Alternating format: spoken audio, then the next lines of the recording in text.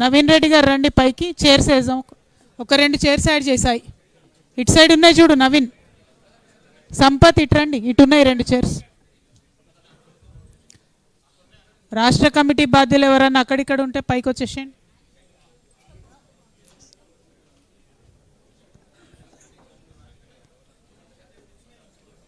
ఓకేనా? అందరు వచ్చినట్టేనా? మాట్లాడచ్చా? అందరు రెడీగా ఉన్నారా? మీకు ఓకేనా?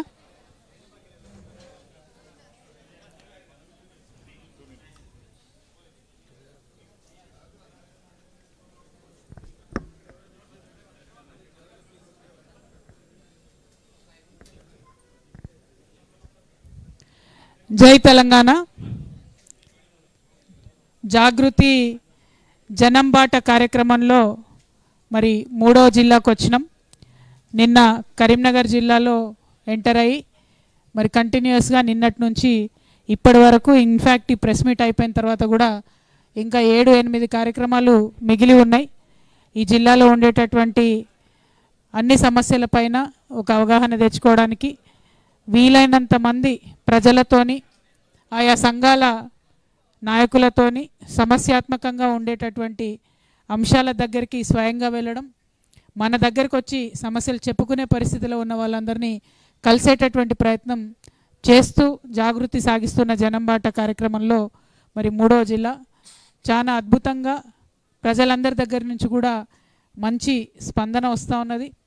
ఎక్కడికి వెళ్ళినా ఒకటే మాట వినిపిస్తూ ఉన్నది, మీరు సామాజిక తెలంగాణ అని ఏదైతే అంటూ ఉన్నారో ఆ సామాజిక తెలంగాణ సాధనలో మరి వెనకడుగు వేయకండి, అన్ని వర్గాలను కలుపుకోండి అని చెప్పి మాట్లాడుతున్నారు. ఈరోజు కూడా మాట్లాడినటువంటి ప్రతి ఒక్క వ్యక్తి, ప్రతి ఒక్క మేధావి, ప్రతి ఒక్క సమాజం బాగుండాలి, సమసమాజం కావాలని కోరుకునే ప్రతి ఒక్కరు కూడా ఇన్ని సంవత్సరాలైనా 79 సంవత్సరాల స్వతంత్ర భారతదేశంలో 12 సంవత్సరాల స్వరాష్ట్రంలో ఎందుకు మనము విద్య, వైద్యం లాంటి కనీస సదుపాయాలను ప్రజలకు ఇవ్వలేకపోతున్నాం అనేటటువంటి ఒక ఆవేదనను, బాధను కూడా వ్యక్తం చేసినటువంటి విషయాన్ని మనందరం కూడా గమనించుకోవాలి.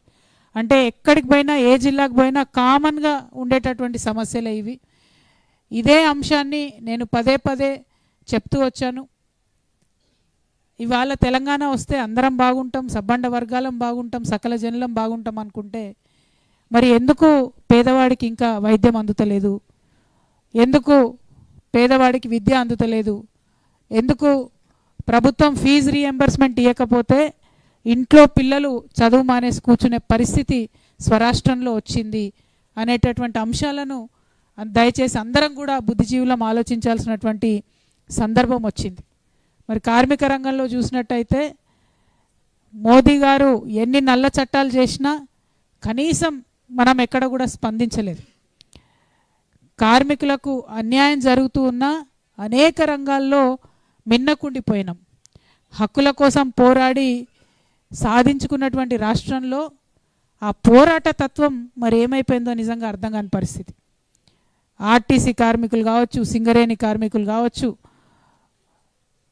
పోరాడితే తప్ప ఏది కూడా రానటువంటి పరిస్థితి. సింగరేణిలో 10 సంవత్సరాలు కేసీఆర్ గారి సహకారం ఎంతో ఉండబట్టి నిరంతరం వారు ఇచ్చినటువంటి సపోర్ట్తో మేము బలంగా ఆఫీసర్లతో కొట్లాడినాం కాబట్టి సింగరేణిలో అంతో ఎంతో కొంత కాపాడుకోగలిగినాం. ఇంకా జరగాల్సింది చాలా ఉంది. అందులో కూడా ల్యాప్సెస్ ఉన్నాయి, వాటి మీద తప్పకుండా పనిచేస్తాం.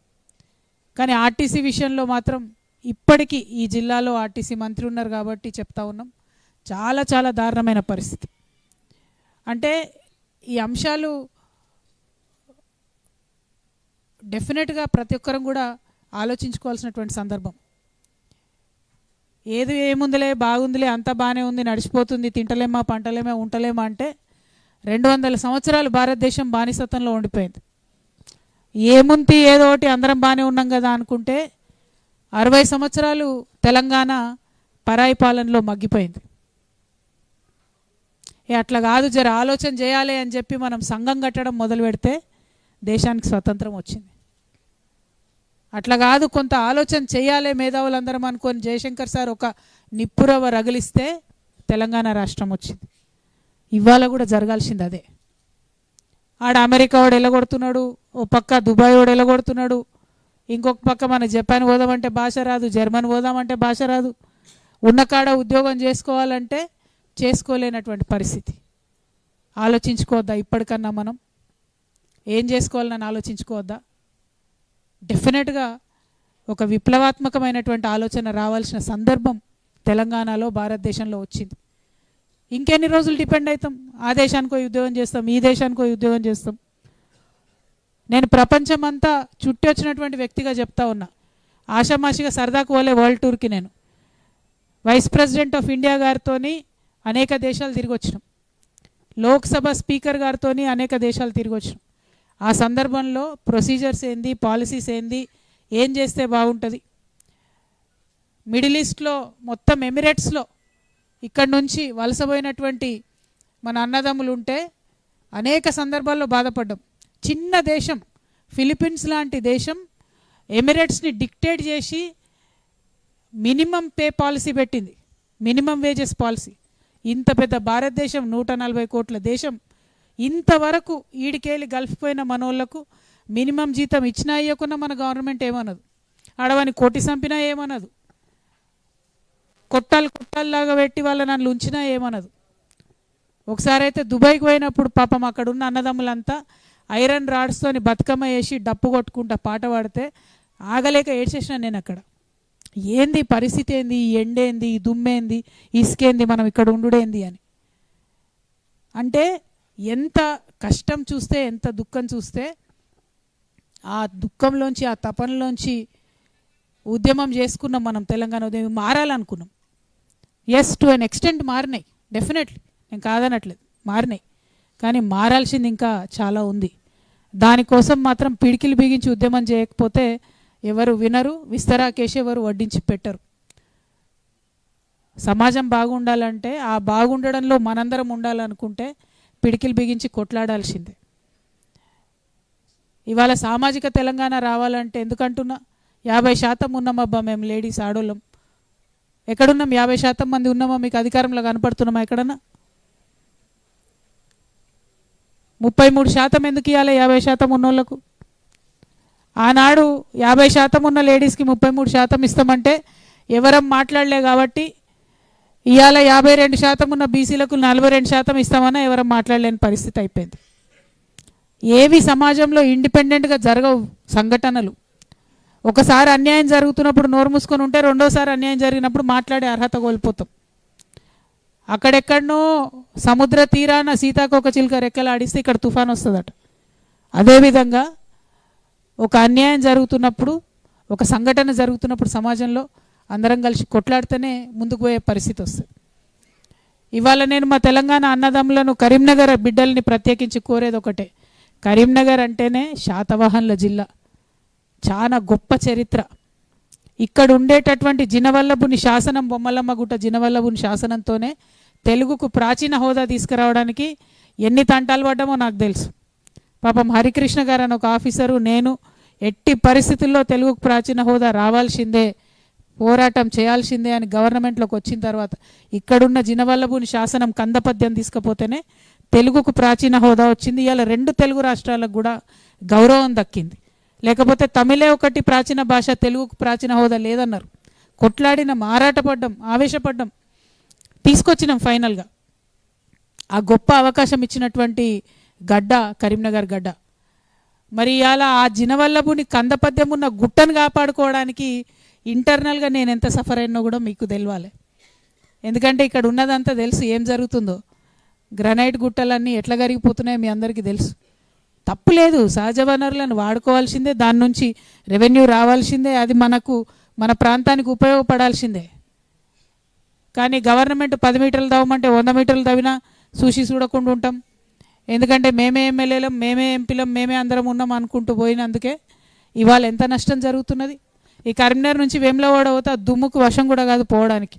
మీ అందరికీ తెలుసు, రోజు రోజు కష్టాలు పడుతున్నాం. మీ అందరికీ ఏమంటాం, ఏమనలేం. ఎందుకంటే ఇక రకరకాల బంధనాలు వచ్చినాయి, వాటిలో జోలికి పోతే నేను బాగుండదు, వ్యక్తుల పేర్లు చెప్తే బాగుండదు. కానీ ఇప్పుడు కూడా నేను కోరేది ఒకటే, ఇక్కడ ఉండేటటువంటి గ్రనైట్, ఇక్కడ ఉండేటటువంటి రాబడి వచ్చేటటువంటి మార్గం, ఎందుకంటే అంతకుముందు ఉమ్మడి కరీంనగర్ జిల్లా అంటే మీకు సింగరేణి ఉంటుండే ఆదాయం వస్తుండే. ఇలా ఆదాయం వచ్చేటటువంటి ఏకైక మార్గం గ్రెనైట్, సీనరేజ్ ఉంటే ఏదైనా డెవలప్ అయి ఉంటే అవుతుందేమో అంటే. కానీ అసలు ఏ రోడ్డు చూడండి, నిన్న మేము అన్ని చోట్లకు పోయినాం, రావడమే మేము హుజురాబాద్కు పోయినాం, మానకొండూరు పోయినాం, ఎక్కడ ఏ రోడ్డు చూడండి దారుణమైన పరిస్థితి. మరి ఎందుకుందో ఈ పరిస్థితి ఒకసారి మనం ఆలోచన చేసుకోవాలి.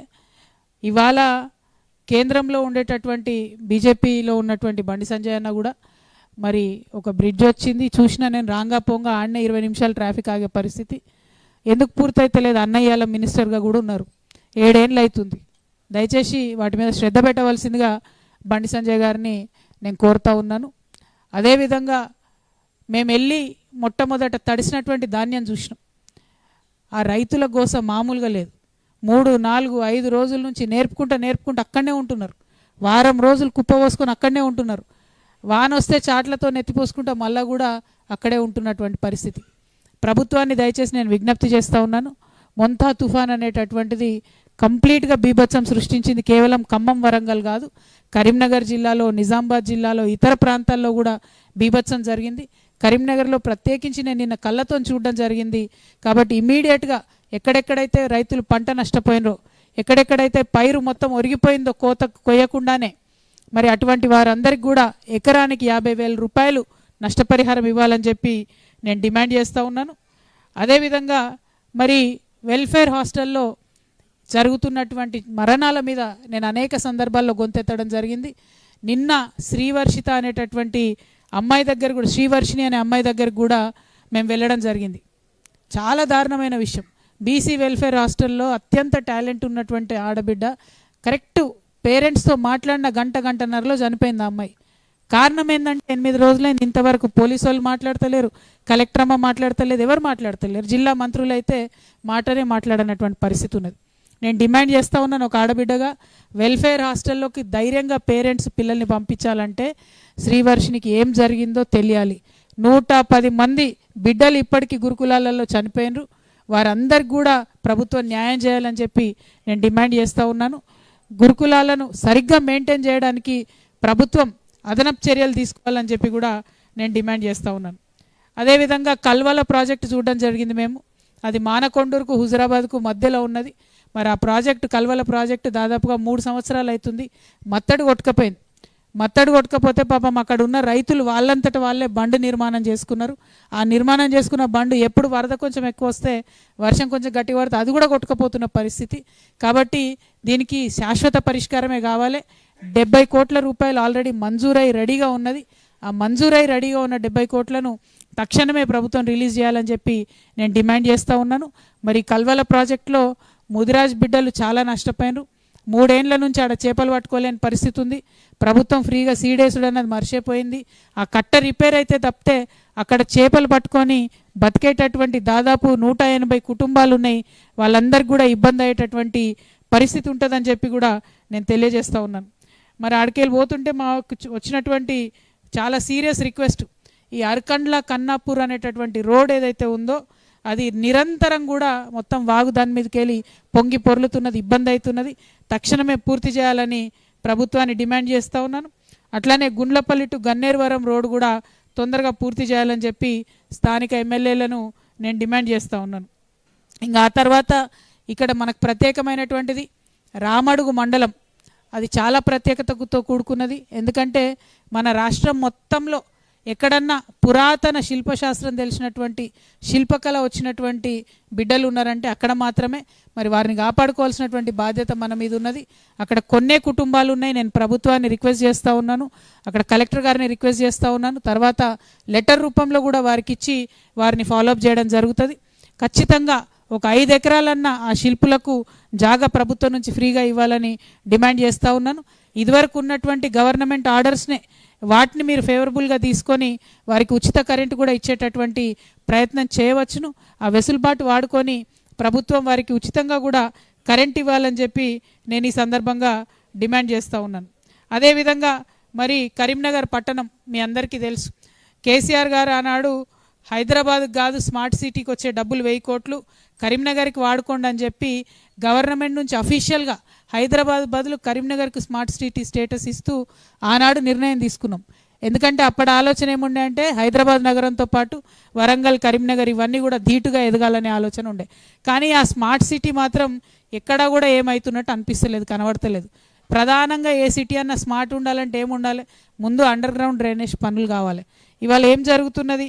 ఎక్కడికక్కడ డ్రైనేజ్ దాదాపుగా Kothirampur, Kottarampur, HB colony, housing board colony, Alkapuri colony, Lakshminagar, Hanuman Nagar ఇక్కడ మొత్తం వచ్చేటటువంటి సీవరేజ్ని అంతా తీసుకుపోయి డైరెక్ట్గా మానేర్ రివర్లో డంప్ చేస్తున్నారు. అదేవిధంగా మల్కాపూర్, లక్ష్మీపూర్, రేకుర్తి, సీతారాంపూర్, అర్పపల్లి, తీగలగుట్టపల్లి, అరపల్లి, వల్లంపాడి ఇవన్నీ తీసుకుపోయి D94లో డంప్ చేస్తూ ఉన్నారు. అంటే పొలాలకు ఇచ్చేటటువంటి నీళ్ళల్లో ఒకటి మానేరు వాగులో, ఒకటి కాలువలో డంప్ చేస్తూ ఉన్నారు. డిమాండ్ చేస్తూ ఉన్నా, ఇక్కడ సంజయ్ గారు మంత్రిగా ఉన్నారు, ఆ స్మార్ట్ సిటీ ఏమవుతుంది? దాంట్లో భాగంగా మరి ఎందుకు అండర్ గ్రౌండ్ డ్రైనేజ్ పనిచేస్తలేదు? మరి భారతీయ జనతా పార్టీ ఓట్లు వేయించుకున్నాడైనా పనులు ఏమైనా చేసుడు ఉన్నదా అని చెప్పి బండి సంజయ్ గారిని నేను ప్రశ్నిస్తూ ఉన్నాను. మరి ఎట్ ద సేమ్ టైం ఆ వంతెన కట్టిన మొత్తం తీగల వంతెన సేమ్ హైదరాబాద్లో ఉన్నట్టు అందరు ఫోటోలు దిగిండ్రు, సెల్ఫీలు దిగిండ్రు, పెట్టుకున్నారు. కానీ అక్కడికి యాక్చువల్గా పోయి చూస్తే ఆ వంతెనకు ఈ పెండింగ్ ఉన్న బ్రిడ్జ్కు మధ్యలో ఉన్న ఆటో నగర్లో ఇప్పటికి కూడా మరి పందులు తిరిగేటటువంటి పరిస్థితి కనబడుతుంది కరీంనగర్లో. అంటే మళ్ళీ పాత కరీంనగరే దర్శనం ఇస్తుంది తప్పితే స్మార్ట్ కరీంనగర్ అయితే నాకెక్కడ కనబడతలేదు. దీని మీద ప్రత్యేక దృష్టి పెట్టాలని చెప్పి నేను డిమాండ్ చేస్తూ ఉన్నా. మన జిల్లాకి అంటే కరీంనగర్ జిల్లాకి ఇప్పుడు శ్రీధర్ బాబు సార్ ఉన్నారు, ఐటీ మినిస్టర్ ఉన్నారు. ఇక్కడ ఆల్రెడీ ఐటీ టవర్ కట్టి ఉన్నాం. ఇప్పుడు అందులో 2-3 కంపెనీలకు మించి లేవు. ఇదివరకు వచ్చిన కంపెనీలన్నీ పారిపోయినాయి. వాటిని మేనేజ్మెంట్ చేసేటటువంటి పరిస్థితి లేదు. ఖచ్చితంగా శ్రీధర్ బాబు గారు శ్రద్ధ పెట్టాలి. ఐటీ టవర్ ఏదైతే ఉందో దాన్ని నింపాలి, కంపెనీలు తీసుకురావాలి, స్థానిక యువతి యువకులకు ఉద్యోగాలు ఇవ్వాలని చెప్పి నేను డిమాండ్ చేస్తూ ఉన్నాను. అట్లానే అడ్లూరు లక్ష్మణ్ గారు ఉన్నారు, వారి మంత్రివర్యులుగా ఉన్నారు. మరి మీ జిల్లాలోనే 3 దగ్గరల శ్రీవర్షిని ఆత్మహత్య, ఇంకొక అబ్బాయి ఒక దగ్గర ఆత్మహత్య, ఇంకొక దగ్గర ఆడపిల్లల బాత్రూంలో సీసీ కెమెరాలు పెట్టినటువంటి పరిస్థితి. ఇన్ని ఇన్సిడెంట్స్ బీసీ వెల్ఫేర్లో జరుగుతుంటే అడ్లూరు లక్ష్మణ్ గారు కనీసం స్టేట్మెంట్ ఇవ్వకపోవడం అన్నది దారుణం అని చెప్పి నేను భావిస్తూ ఉన్నాను. అట్లానే పొన్నం ప్రభాకర్ గారు ఉన్నారు. ఆర్టీసీ కార్మికులను దాదాపు కాంగ్రెస్ గవర్నమెంట్ వచ్చిన తర్వాత 1100 మందిని చిన్న చిన్న కారణాలు చెప్పి తొలగించడం జరిగింది. వారందరినీ తిరిగి పనిలోకి తీసుకోవాలని చెప్పి నేను డిమాండ్ చేస్తున్నా. ఈ వెసులుబాటు ఇదివరకు కూడా ఉండే, ఆర్టీసీ జర స్ట్రిక్ట్ ఉంటుంది, ఫాస్ట్గా తీసేస్తారు. కానీ బీఆర్ఎస్ గవర్నమెంట్ ఉన్నప్పుడు వాళ్ళని జల్దీ వెనక్కి తీసుకునే వెసులుబాటు ఇచ్చినాం. ఇప్పుడు కాంగ్రెస్లో తీసేసుడే తప్ప వాపస్ తీసుకునే పరిస్థితి లేదు. ఇదివరకు బీఆర్ఎస్లో తీసిన 300 మంది అట్లనే మిగిలిపోయినారు.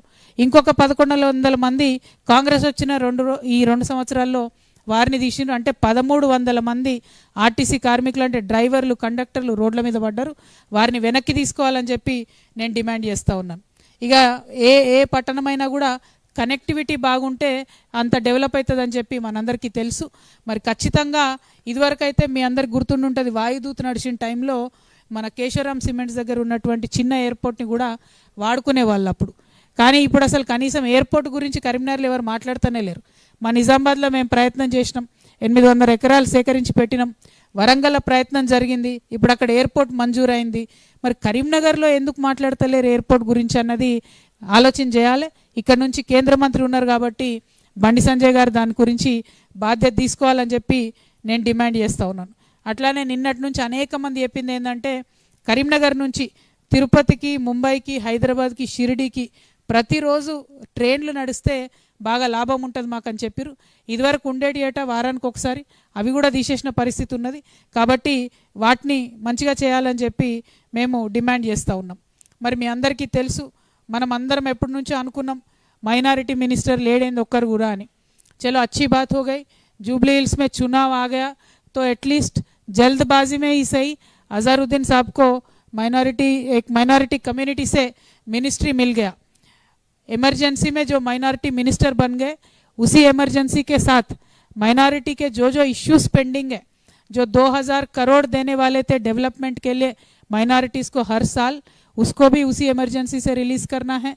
और जो वक्फ के प्रॉपर्टीज़ को बचाने का काम करने वाले थे, उसको भी उसी इमरजेंसी से करना है. और माइनॉरिटी रिजर्वेशन के बारे में जो कांग्रेस गवर्नमेंट ने वादा किया था, उसको भी उसी इमरजेंसी के साथ अमल करने की ज़रूरत है।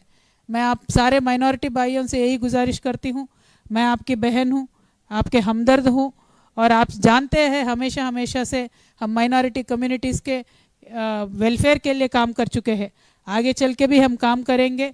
जिस तरीके का इज़्ज़त हमें मिलना था वो आज तेलंगाना स्टेट में मिल नहीं रहा है। जो सेल्फ रेस्पेक्ट हमें हुकूमत में रहने से, पावर शेयर करने से मिलती है, आज माइनॉरिटी कम्युनिटी को नहीं मिल रहा है।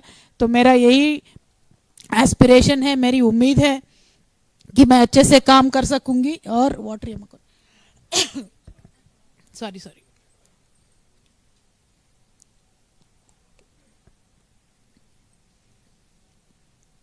मेरी ये उम्मीद है कि मैं आगे चल के माइनॉरिटीज़ के पॉलिटिकल एम्पावरमेंट के लिए ढंग से काम कर पाऊंगी, इसीलिए आपके साथ चाहती हूँ।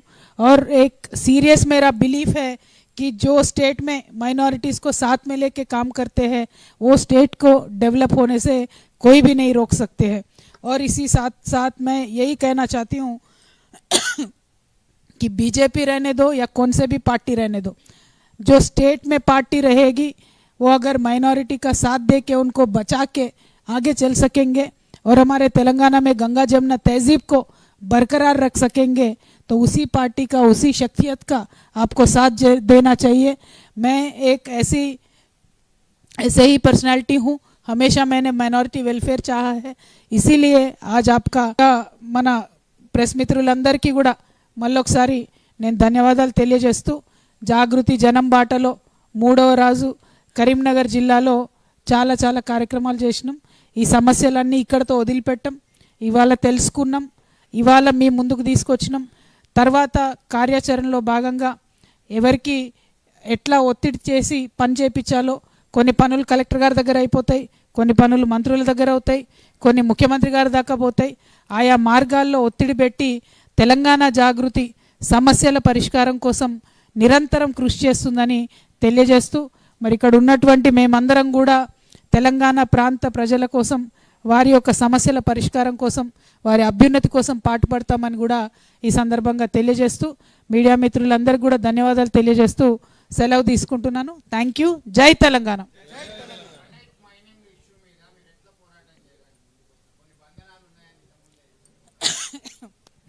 ఇప్పుడు నాకేం బంధనాలు లేవు, నేను ఫ్రీ బర్డ్ కదన్నా, ఇప్పుడు నాకేం బంధనాలు లేవు। అంటే పర్టికులర్గా గ్రనైట్ మాఫియాకి సంబంధించి మీ అందరికీ తెలుసు, గ్రనైట్ వాడాల్సిందే, తీయాల్సిందే, ఎందుకంటే అది సహజంగా నేచర్ ఇచ్చిన గిఫ్ట్, దానివల్ల డెవలప్ చేయొచ్చు। కానీ దారుణమైనటువంటి వైలేషన్స్ జరిగినాయి, అవన్నీ కూడా చూసి చూడనట్టుగా పోయినాం। ఆ సందర్భంలో మరి బీజేపీ నుండి కూడా చాలా ఆరోపణలు వచ్చినాయి, ఫైన్లు కట్టాలి, కొంతమంది కడతలేరని ఆరోపణలు చేసిర్రు। తర్వాత ఎందుకో ఏమో తెలియదు కానీ అందరు సైలెంట్ అయిపోయారు మళ్ళీ। సో ఉద్యమాలు చేసిన కొంతమందిని జైళ్ళల్లో వేసి కూడా హింసించిన సంగతులు కూడా మీ అందరికీ తెలిసే ఉంటాయి। సో గ్రనైట్ మీద పోరాటం అనేటటువంటిది, మన వనరుల మీద పరిరక్షణ కోసం పోరాటం అనేటటువంటిది, మన పర్యావరణ పరిరక్షణ మీద పోరాటం అనేటటువంటిది జాగృతి ఒక ప్రయారిటీ అంశంగా తీసుకుంటుంది। ఖచ్చితంగా ఎప్పటికప్పుడు మేము వాటిని ఎండగడుతూ ఉంటాం, వాటిని అరికట్టడానికి కూడా డెఫినెట్గా ప్రయత్నం చేస్తాం। మీ అందరికీ తెలుసు, మామూలుగా అయితే చూస్తే బోర్డు మీద బంద్ వేసినట్టే ఉంటుంది, కానీ లోపల నడుస్తూనే ఉంటుంది మళ్ళీ। సో అవి మరి ఎట్లా ఆపాలి అనేటటువంటిది మీలాంటి వాళ్ళందరి మద్దతు ఉంటేనే ఆపడం జరుగుతుంది। అల్టిమేట్గా మన తెలంగాణ, మన కరీంనగర్ కాపాడుకుంటే పర్యావరణం మనకే బాగుంటుంది। ఎంత లోతుంది రాయి అంత లోతు నేను తవ్వుతా అంటే మొత్తం వాటర్ టేబుల్ డిస్టర్బ్ అవుతుంది। గవర్నమెంట్ ఎంతవరకు చెప్పిందో అంతవరకు చేస్తే మాత్రం బాగుంటుంది, దానికోసం మేము కట్టుబడి ఉన్నాం।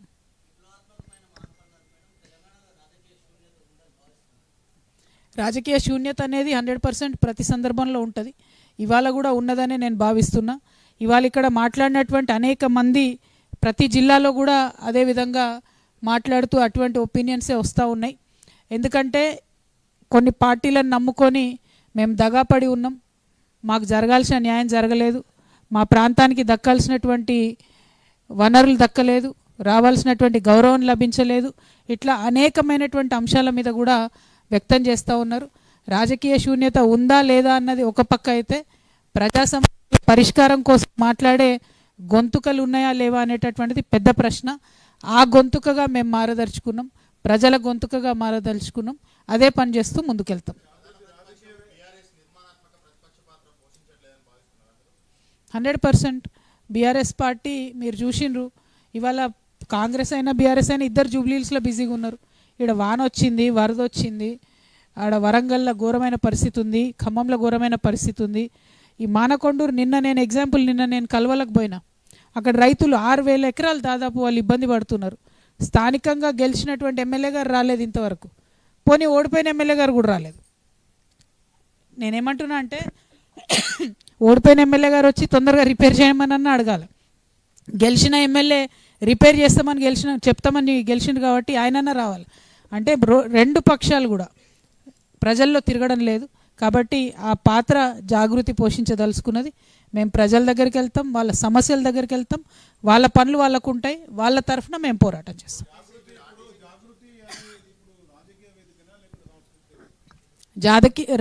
జాగృతి ఎప్పుడైనా రాజకీయ వేదికనే కదన్న.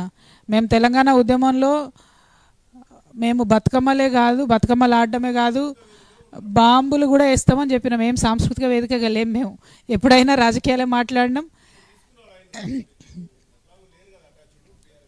నో బీఆర్ఎస్తోని అటాచ్డ్ ఉన్నామా లేదా అన్నది పక్కన పెడితే, జాగృతి ఎప్పుడైనా సరే ప్రజల కోసమే మాట్లాడింది. ఇప్పుడు కూడా అదే చేస్తాం. ఇప్పుడు తీసుకున్న లైన్ కూడా తెలంగాణనే, అప్పుడు తీసుకున్న లైన్ కూడా తెలంగాణనే.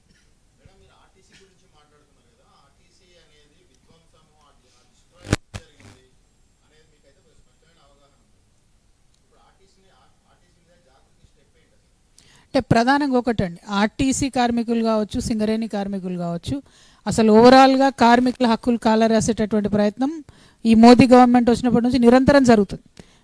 దానిని చేయాల్సినంత ఫైట్ అయితే బీఆర్ఎస్ కూడా చేయలేదు, కాంగ్రెస్ కూడా చేయలేదు. అసలు ఇంతవరకు రాహుల్ గాంధీ గారు లేబర్ చట్టాల మీద ఎక్కడైనా మాట్లాడినరా చూడండి మీరు. ఆయన రైతులకు సంబంధించిన చట్టాల మీద మాట్లాడింది. ఇప్పుడు కొత్తగా ఓటు చోరీ మీద మాట్లాడుతున్నారు. అన్ని లేబర్ కోడ్లు తీసి 3 కోడ్లు వేసిరండి. ఎంత దారుణంగా ఉన్నాయి లేబర్ కోడ్స్. అంటే నేను చాలా దగ్గరగా కార్మిక వర్గాలతో పనిచేస్తాను కాబట్టి దానివల్ల జరిగే నష్టం ఏందన్నది అర్థమవుతుంది. 20 మంది ఉన్న ఫ్యాక్టరీకి ఇప్పుడైతే రెగ్యులేషనే లేదు. 20 మంది అక్కడ లేడీస్ పనిచేస్తే కనీసం ఒక సింగిల్ బాత్రూమ్ లేకున్నా కూడా మనలాంటి విలేకరులమో రాజకీయ నాయకులమో ఎవరైనా పోయి అడుగుదామంటే కూడా అడిగే పరిస్థితి లేదు. ఎందుకంటే హక్కే లేదు, తీసేసిరు. అయినా కూడా ప్రధాన శ్రవంతి పార్టీలు ఎవరం కూడా మాట్లాడలేదు. అందులో నేను కూడా ఉన్నా, ఎవరం కూడా మాట్లాడలేదు. అక్కడక్కడ మేము మాట్లాడేటట్టు మాట్లాడడం కానీ ఆ వాయిస్ బయటికి రాలేదు, ఉద్యమం జరగలేదు, అవి మారలేదు. రైతు చట్టాలు ఎట్లయితే మారినాయి ఉద్యమాలతోని, కార్మిక చట్టాలు మాత్రం మారలేదు. ఇక సిపిఐ సిపిఎం పార్టీలు వాళ్ళు అప్పుడప్పుడు చేసినంత చేసిరు, వాళ్ళ కాలేదు. దేశవ్యాప్తంగా బంద్ చేసినా కూడా మార్పు అయితే రాలేదు. సో వీటి మీద ఆర్టీసీ అయినా ఏదైనా తప్పు ఎవరిది ఉన్నా సఫర్ అవుతున్నది మాత్రం కార్మికులు. వాళ్ళకైతే పరిష్కారం రావాలి, దానికోసం ప్రయత్నం చేస్తాం.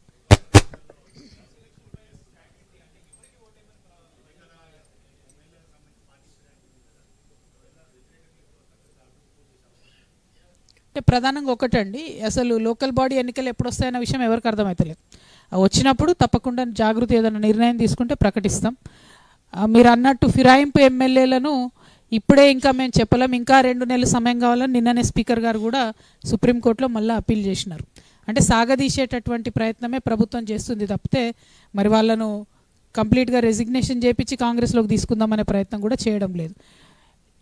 జూబ్లీహిల్స్ ఎన్నికల్లో మాకు సంబంధం లేదు. జూబ్లీహిల్స్ ఎన్నికల్లో జాగృతి ఎటువంటి స్టాండ్ కూడా తీసుకోవడం లేదు. ఎందుకంటే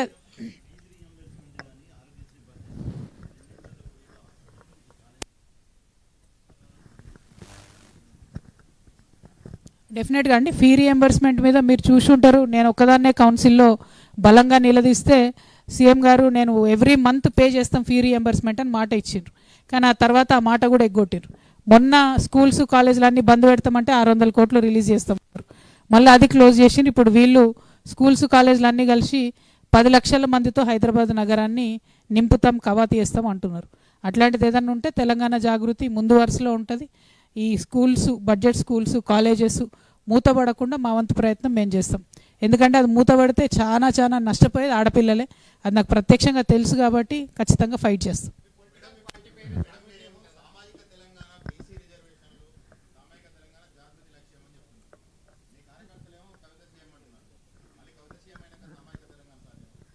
ఇప్పుడు 23 మంది సీఎంలు అయినరా ఆంధ్రప్రదేశ్ రాష్ట్రానికి. ఒక్క మహిళా సీఎం కాలే, ఒక్క బీసీ సీఎం కాలే, ఒక ఎస్సీ సీఎం కాలే. సామాజిక న్యాయం అనేది నేను అడిగేది ఒకటే, ఎవరెవరికైతే అవకాశాలు రాలేదో అందరికీ రావాలి 100%. ఈడ ఇప్పుడు ఎలక్షన్ ఏడొచ్చా నేను నీ లొల్లిపడగాను, మా వాళ్ళు ఏదో ప్రేమతో అంటారు.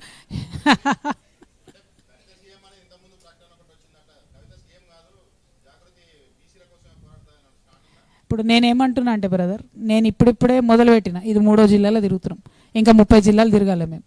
తిరిగి ప్రతి ఒక్కరి దగ్గర నుంచి, మీలాంటి వాళ్ళ దగ్గర నుంచి ఐడియాస్ తీసుకొని మా కార్యాచరణ ఏంది అనేటటువంటిది ఆలోచన చేసుకుంటాం. మాకు ఒకసారితో క్లారిటీ రాకపోతే 2 సార్లు తిరుగుతాం తెలంగాణలో. పాయింట్ ఏంటంటే పర్మనెంట్ సొల్యూషన్ వెతకాలి, అంతేగాని హడావుడు పడిపోయి రేపు పొద్దున కల్లా ప్రకటన చేసి ఎల్లుండి వెనక్కి తీసుకొని అటువంటి ఆలోచన లేదు. సో చాలా సీరియస్గా అదే ఏం చేయాలి భయ్, అది కాంగ్రెస్ పార్టీ మార్కు రాజకీయం. అది నేను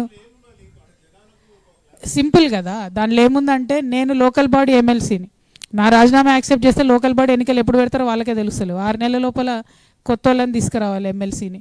సో అందుకని ఆపుతున్నారేమో నేను అనుకుంటున్నా. రేపు మాత్రం మళ్ళీ ఒకసారి స్పీకర్ గారికి లెటర్ రాస్తా. మేము స్పీకర్ గారు చైర్మన్ గారితో 2 టైమ్స్ మాట్లాడినా నేను రాజీనామా చేసినాక. లేదు ఆలోచించండి అన్నారు. అంటే మళ్ళీ ఒకసారి ఫోన్ చేసి ఆలోచించుకున్నా సార్, రాజీనామా చేద్దామని ఫిక్స్ అయినా, దయచేసి యాక్సెప్ట్ చేయండి అని కూడా చెప్పిన. ఆ తర్వాత కూడా వారు ఆమోదించలేదు. వారు నాతో మాట్లాడకుండా చిట్ చాట్లో మాట్లాడుతున్నారు. సో నేను రేపు ఎల్లుండో డైరెక్ట్గా వారితో మాట్లాడదలుచుకున్నాను.